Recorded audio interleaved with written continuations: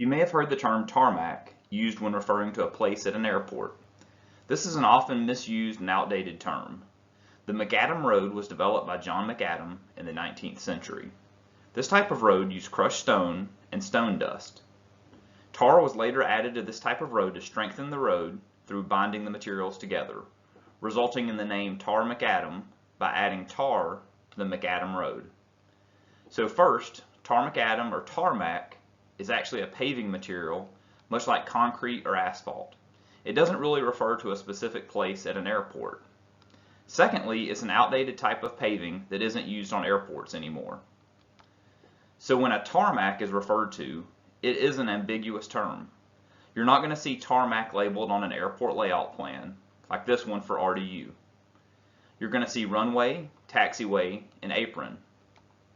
The more specific and accurate terms to refer to the places on an airport are the runways, which is where airplanes take off and land, the taxiways, which connect to the runways, which are basically the roads that airplanes use to get to and from the runways, and the apron, which is the place where airplanes park to board passengers and refuel and reload.